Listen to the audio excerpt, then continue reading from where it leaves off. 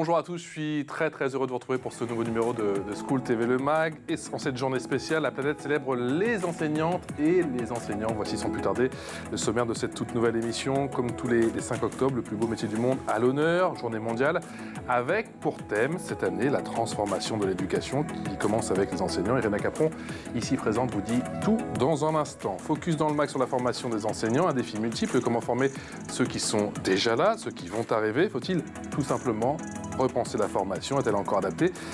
Pas toujours, à en croire un certain Emmanuel Macron. Enfin, en pleine crise, comment attirer les jeunes profs? Comment redonner confiance à ceux qui œuvrent au quotidien? On voit cela dans un instant avec tous nos invités en plateau. Et je vous les présente. On est en Skype avec Mathilde Agray. Bonjour, merci d'avoir accepté notre invitation. Vous êtes enseignante en UP2A, Bonjour. Unité pédagogique pour élèves allophones arrivants, je le précise, auteur du livre « Nous ne nous reverrons jamais ». Et on verra notamment des extraits de votre chaîne YouTube. L'autre fan de YouTube avec sa chaîne, bonsoir. Bonjour plutôt Christophe Villain, professeur de technologie.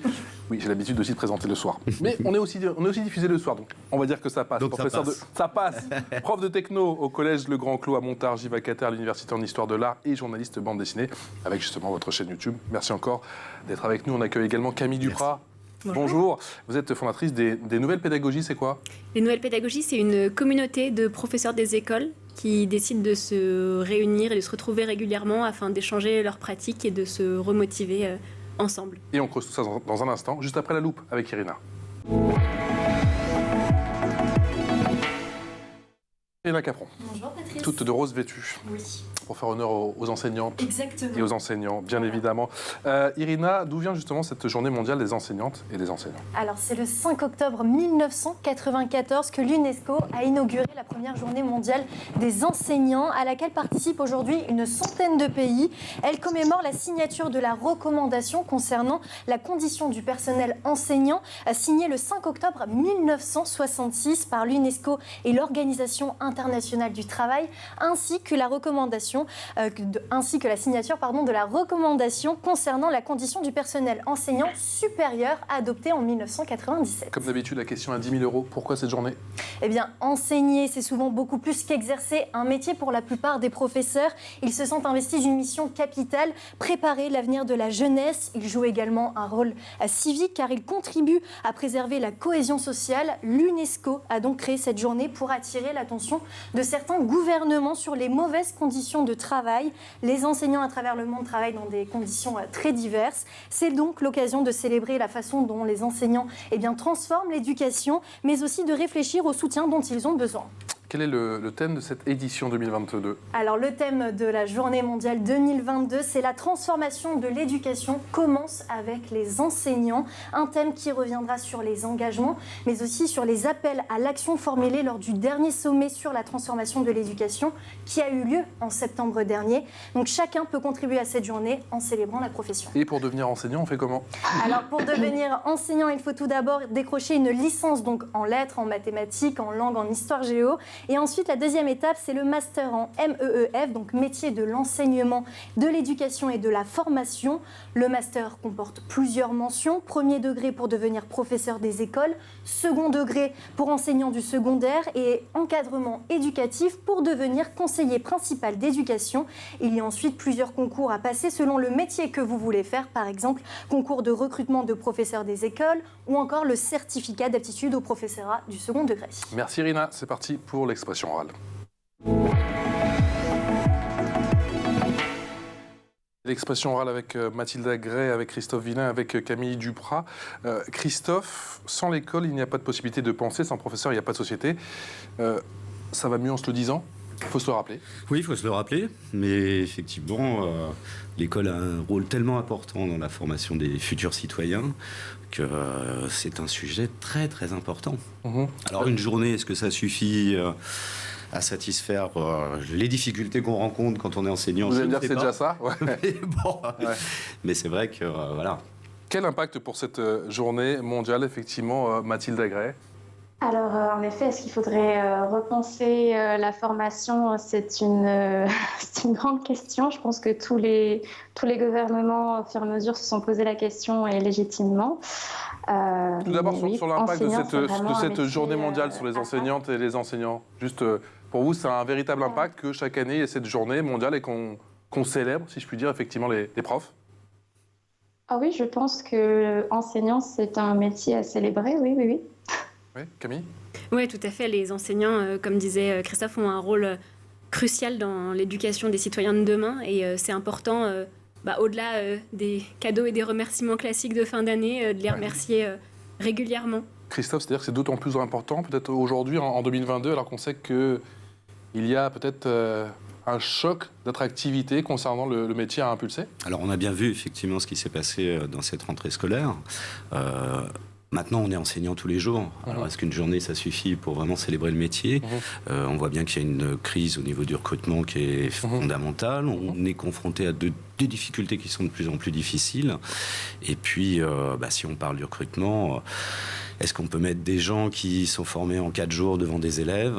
Il y a des questions à se poser quand même sur l'évolution des métiers. Camille, qu'est-ce qui a motivé justement votre initiative concernant les professeurs et cette communauté? C'est vraiment lors d'entretiens que j'ai menés avec des professeurs des écoles, la prise de conscience de la solitude de ce métier et du besoin en face d'échanger, de recréer du lien. Et je vois vraiment le lien comme un levier de motivation. Trop seul parce que pas soutenu par la hiérarchie, parce que manque de communication aussi avec les collègues? Alors seul parce que de fait, une grande partie de la journée seul adulte dans la classe avec les enfants. Et puis seul aussi parce que les moments finalement de qualité avec des collègues sont rares. C'est souvent la course. Et puis on gère le quotidien et donc avec besoin de temps de qualité. Par quoi doit passer ce choc d'attractivité d'après vous, Mathilde Agré, justement concernant ce magnifique métier, pour ne pas dire le plus beau métier du monde? Comment rendre le métier d'enseignant plus attractif? Vous qui êtes une jeune professeure, on peut le dire, une jeune enseignante. Oui, oui, en effet. Eh bien, tout d'abord, peut-être par les conditions de travail, peut-être donner un peu plus de moyens aux professeurs, réduire aussi les effectifs, notamment en classe. Ça peut passer par des petites actions déjà comme ça qui rendraient déjà le métier beaucoup plus attrayant et beaucoup plus agréable, qui donnerait beaucoup plus envie, en fait. Qu'est-ce qui vous anime, vous, justement, Mathilda, sur un plan personnel? Pourquoi avez-vous tenu à faire ce métier? Tout simplement, l'envie de transmettre, c'est quelque chose qui m'anime depuis que je suis vraiment toute petite. J'aime beaucoup apprendre des choses et les transmettre en retour et voilà, transmettre des connaissances. Donc ça, avant tout, le plaisir de transmettre. Christophe? Alors déjà, il y a une revalorisation salariale, ça c'est évident, on le voit au niveau européen, bien sûr. Effectivement... Un petit peu à la traîne, grandement à la traîne. Voilà. Effectivement, il y a un problème de soutien de la hiérarchie, et on le voit, d'autant plus ces 5 dernières années passées où la répression syndicale a été extrêmement forte vis-à-vis des enseignants qui contestaient les différentes réformes et mesures qui ont été mises en place avec le dernier ministre. On n'a pas l'impression que ça va changer avec notre nouveau ministre Pape Ndiaye. Donc on est confronté... Parce que je pense qu'on est toujours dans la même logique. On dit souvent que c'est l'anti-Blanquer. Vous avez le sentiment qu'on est dans la continuité? Non, mais alors à ce niveau-là, il ne faut pas se faire d'illusions. Les équipes de Jean-Michel Blanquer sont restées en place. Donc on a changé le ministre, mais effectivement les directeurs des services, etc., sont toujours les mêmes.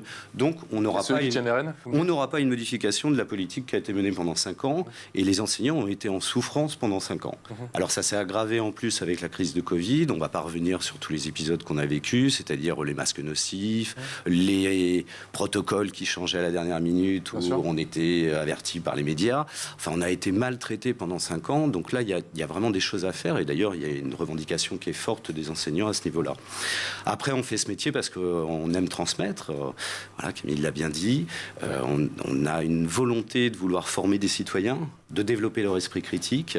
Donc il y a un boulot qui est considérable. Et on est des maillons importants de la vie citoyenne. Si on délaisse ça, moi j'enseigne en REP, donc je suis confronté à une misère sociale. Là, on a quand même l'impression de gérer la misère au quotidien. Ça fait combien de temps que vous enseignez? Alors justement, ça correspond un petit peu au démarrage de cette journée des enseignants. Donc ça commence à faire. Même si depuis quelques années, je suis à mi-temps. Donc j'ai d'autres activités aussi, vous en avez parlé tout à l'heure. Voilà, je commence à avoir... Vacataire à l'université en histoire de l'art. Voilà, j'ai une certification aussi complémentaire en journaliste en histoire bande de dessinée l'art. avec votre chaîne, on en Je suis parlera. un spécialiste de bande dessinée. Donc j'ai pu voir la dégradation et c'est ce que vous disiez tout à l'heure sur l'isolement des enseignants, les jeunes enseignants qui ont un petit peu du mal à gérer toutes les tâches et puis en même temps à s'intégrer à des équipes pédagogiques. On a une société qui aussi devient de plus en plus individuelle. Donc il y a un réajustement à faire pour retrouver une cohésion à l'ensemble des équipes, nous relaisser du temps parce que j'ai vu dans les années qui sont passées là des charges de plus en plus importantes sur l'orientation, sur la gestion. On n'est pas psychologue, on n'est pas médecin, on n'est pas papa et maman non plus. Ouais. Moi j'ai quand même le sentiment que vous êtes un petit peu tout en ce moment. Mais c'est le problème, c'est qu'on ne sait plus quel est le... Et moi j'ai vu des collègues qui ont mon âge, qui ont ces années d'expérience, qui ne comprennent plus le sens de leur métier. Donc là, je suis d'accord, il faut des classes moins chargées, il faut nous redonner des moyens et puis revaloriser le métier. Et puis l'ascenseur social qui était l'école. Moi, je suis petit-fils d'ouvrier, mon père est passé par Louis le Grand, sa sœur est passée par Fénelon, etc. Donc il y avait un ascenseur social qui fonctionnait. Depuis, c'est développé plutôt une société de réseau et les enfants le sentent, le comprennent bien et le rôle de l'école est plus à sa place. Louis le Grand et Fénelon, des établissements très réputés à Paris pour ceux qui ne les connaîtraient pas. Camille, que vous disent les professeurs aujourd'hui ? Effectivement que les grandes difficultés tiennent principalement dans le nombre d'élèves en classe. C'est vraiment quelque chose qui ressort. Et également la diversité des profils des élèves et le besoin de différencier selon le niveau des élèves dans les disciplines, mais également les élèves à besoins éducatifs particuliers, comment bien les prendre en charge, les diagnostiquer, comment leur permettre d'avancer eux aussi pour à nouveau avoir une école qui soit réellement inclusive. Et ils vous parlent d'eux un petit peu justement les professeurs, du manque de formation, du fait qu'ils n'ont peut-être pas le temps de se former ? Alors ils ont des temps de formation qui sont prévus dans leur emploi du temps. Souvent ils existent. Après c'est vrai que dans ce qui remonte sur les sujets formation et dans les déceptions, c'est souvent la déconnexion de la réalité du terrain, le manque de concret. Et moi, ce que j'y vois aussi, c'est une certaine incohérence entre finalement ce qu'on dispense dans ces formations, à savoir de prendre en compte la différence de chaque enfant, d'avancer au rythme de l'enfant et d'être surtout dans une posture le moins frontale possible dans les cours ou dans les façons de faire cours. Mais tout ça, on le fait justement à tous les enseignants en même temps, sans prendre en compte leurs souhaits, là où ils en sont eux-mêmes dans leurs apprentissages. Et on le fait de manière très frontale. Donc il y a aussi un manque de cohérence qui ressort. Mathilda, est-ce qu'il faut repenser la formation, l'a effectivement évoqué en début de MAG?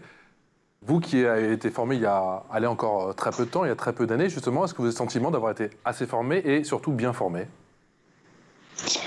Alors, quelque chose d'un peu particulier aussi, c'est que moi, j'ai été dans l'entre-deux de la réforme.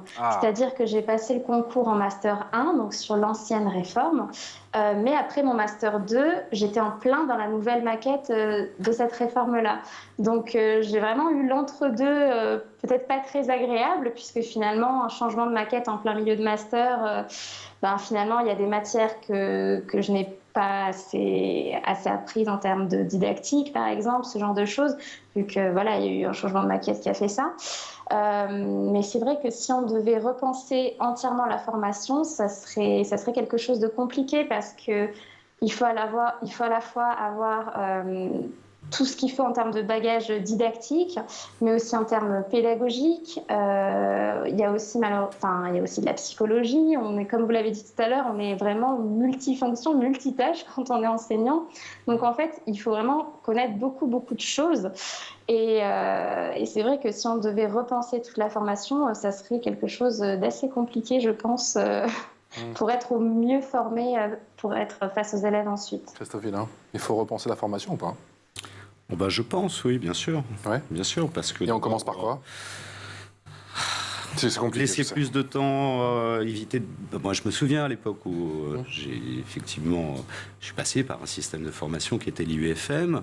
On avait peu d'heures en responsabilité, on avait plus d'échanges peut-être avec les tuteurs, et on était moins lancé directement dans le métier avec des classes qui étaient quand même différentes et des populations d'élèves qui étaient différentes.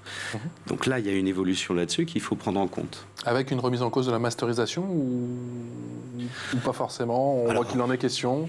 On entend un son de cloche par-ci. C'est pour ça, pour l'instant, c'est un peu compliqué de savoir où on est. Ouais, bah c'est vrai. Hein. Ouais. Donc bon, je pense qu'il y avait un niveau de recrutement qui est important aussi. Voilà. Camille, le niveau de recrutement, il en est question dans votre communauté de professeurs? On a entendu effectivement tous ces recrutements qui ont été faits sur du speed dating, pardon. Ah oui. Oui. Voilà. Il y en a qui sont partis parce que c'est vrai que comment c'est compliqué finalement? On le demande pas. 4 jours de formation. On le demande pas à un médecin. On se dit pas tiens en 4 jours on va former un médecin ou un pilote d'avion ou un boulanger. Et on le demande, je vous rassure, un boulanger. Simplement un boulanger. Ouais, simplement, c'est compliqué la baguette. Hein. Et on le demande à des enseignants d'aller se mettre devant des élèves. C'est aberrant. Camille. C'est vrai que moi il y a une citation que j'ai vue il n'y a pas très longtemps sur les réseaux sociaux. Qui reprenait, je crois, une citation du ministre qui disait à la rentrée, il y aura un professeur devant chaque classe. Ouais. Et en fait, c'est pas à la rentrée, il y aura un professeur dans chaque classe, c'est à la rentrée, il y aura un adulte dans chaque classe. Ouais. Mais est-ce que ce sera un professeur C'est là, effectivement. Mathilda, quel est votre sentiment sur, effectivement, cette crise des enseignants et le fait que, alors oui, on a, effectivement, à la rentrée, eu un humain, si je puis dire, devant chaque classe, mais très clairement, il y en a qui ont jeté l'éponge et on les comprend. Mais on les comprend totalement parce que c'est malheureusement pas en 4 jours de formation qu'on est prêt à enseigner à un certain nombre d'enfants ou d'adolescents. Donc non, enseignant, c'est un vrai métier et 4 jours de formation ne suffisent clairement pas. Donc je comprends totalement ces démissions. On va voir, Mathilde, un extrait de votre chaîne YouTube. Ça donne ça. Dans un premier temps, dès que vous avez votre affectation sur votre école, que vous savez vraiment où vous serez à la rentrée, il faut à tout prix contacter l'école, donc la directrice, pour venir visiter l'école, tout simplement. Connaître le niveau de votre classe et combien d'élèves vous aurez, connaître les horaires de l'école, récupérer les clés, etc. Donc voilà, faites ça dans un premier temps. Ensuite, en termes de choses à préparer, il faut tout d'abord penser à votre programmation.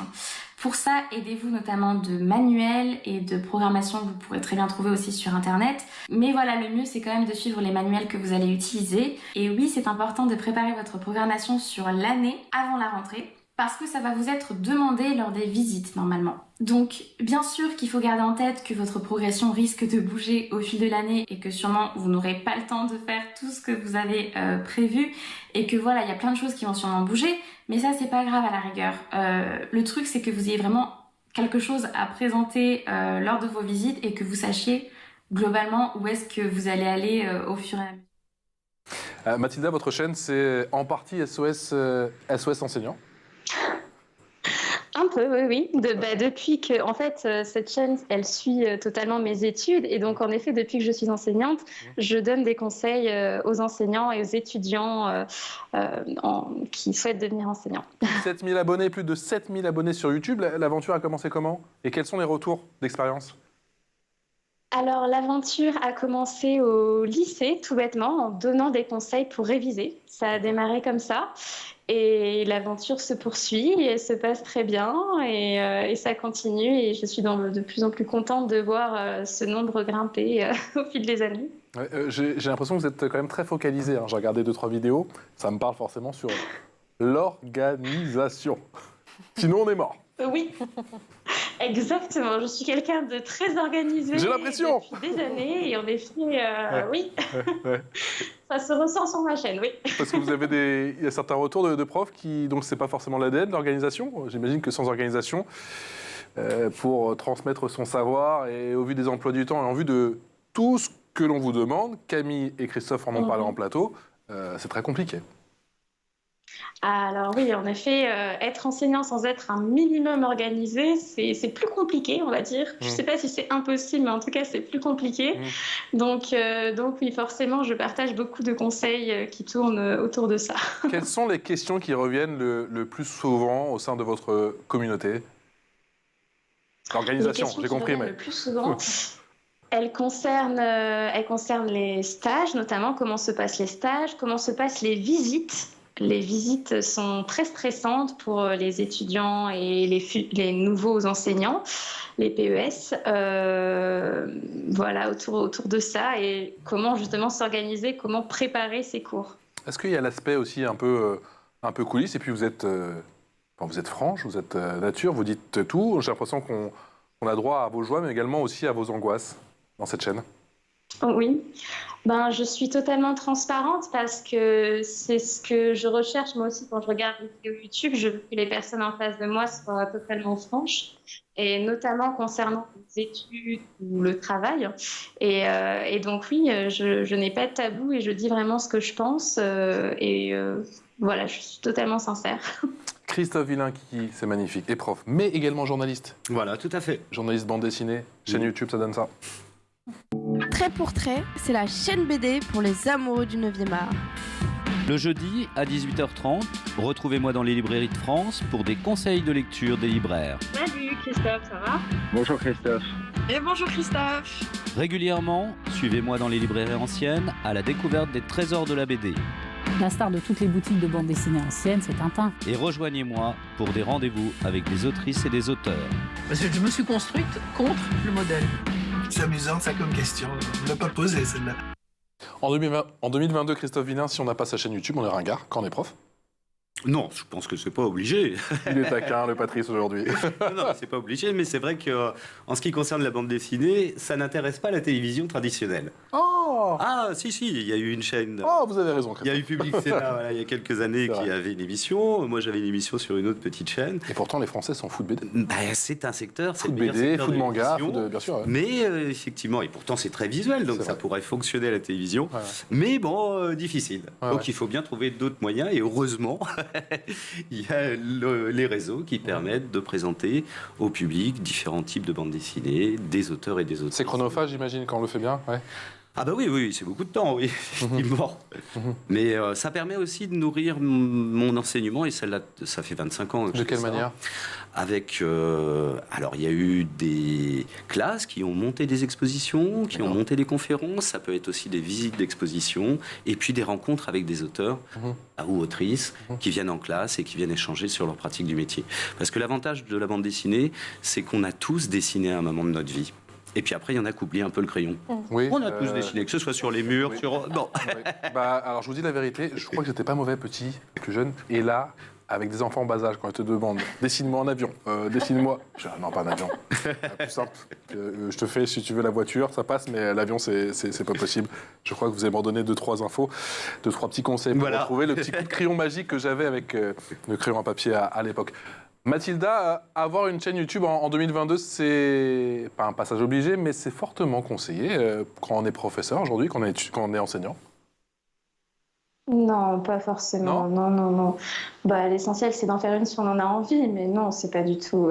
Bien évidemment, mais j'ai quand même le sentiment. Alors vous adressez beaucoup aux professeurs, mais alors il y a aussi on en a beaucoup parlé effectivement sur School TV Le Mag. Il y a toutes sortes de chaînes sur toutes sortes de matières. Je pense notamment au français et bien évidemment aux maths. Et j'ai l'impression que ça crée un lien supplémentaire justement avec sa communauté. Alors oui, par contre, ça c'est tout à fait vrai. Ça crée un lien avec notre communauté et oui, ça c'est sûr. On va faire l'info en plus? C'est parti. Pour cette information en plus, ma chère Irina, vous allez nous parler du respect des enseignants. Exactement, donc c'est tous les jours qu'il faudrait célébrer les enseignants et il faut commencer tout d'abord par le respect. Plusieurs enfants n'ont pas conscience de la chance qu'ils ont de recevoir un enseignement de qualité, alors certains enseignants donnent des conseils notamment aux parents d'élèves. Alors les professeurs rappellent aux parents qu'il est important par exemple de ne pas dire du mal des enseignants devant leur enfant, même si les parents ne sont pas forcément d'accord avec leur méthode, il est important de nuancer les propos. Il ne faut pas également insinuer qu'une mauvaise note pourrait être injuste devant leur enfant. Il vaut mieux essayer de voir avec l'enfant de quelle façon la note se justifie. Et un professeur d'histoire géo a également eu une bonne idée pour valoriser et respecter les enseignants. Sur les réseaux sociaux, il a incité les élèves à écrire une lettre de remerciement à l'un de leurs professeurs. Regardez. Le 5 octobre, c'est la journée internationale des enseignants et je te propose de faire comme Albert Camus. Ce grand écrivain français en 1957 reçoit le prix Nobel de littérature et il écrit une lettre publique à son instituteur pour le remercier. Cher monsieur Germain, sans vous, sans cette main affectueuse que vous avez tendue au petit enfant pauvre que j'étais, sans votre enseignement et votre exemple, rien de tout cela ne serait arrivé. Tu connais sûrement un prof ou une prof qui a beaucoup compté pour toi. Ce que je te propose, c'est de lui écrire une lettre et de lui faire passer. Tu vas créer une émotion extrêmement puissante en faisant ça. Voilà, il n'est jamais trop tard, donc n'hésitez pas à remercier vos professeurs. Le respect, c'est ce statut aussi concernant les professeurs. Est-ce que vous en parlez justement au sein de votre communauté? Camille Duprat, fondatrice des nouvelles pédagogies, c'est un des thèmes peut-être qui revient avec insistance, ce respect, ce manque de respect, ce respect qui s'est délité année après année? C'est ça, effectivement, le respect qui vient des élèves d'un côté, en classe, pendant les heures de classe. On a connu nous, quoi. On va parler vieux, mais c'est vrai, on a connu. Mais également, comme le disait Irina, toute cette dimension autour de la liaison entre l'école, les familles, comment travailler là-dessus.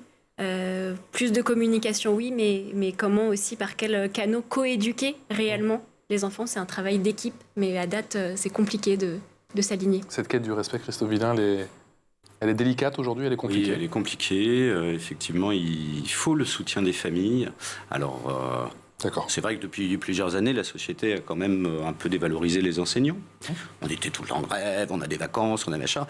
Là, ce qui est intéressant, c'est ceux qui viennent, ont été formés en 4 jours et puis qui se rendent compte de la difficulté d'être devant des classes qui sont surchargées, avec des élèves de niveaux différents, et puis des familles qui comprennent pas bien aussi. Donc il y a une violence qu'on reçoit de la part des élèves, mais aussi des familles. Donc on est confronté à cette double difficulté avec peu de soutien, on le disait tout à l'heure, de la hiérarchie.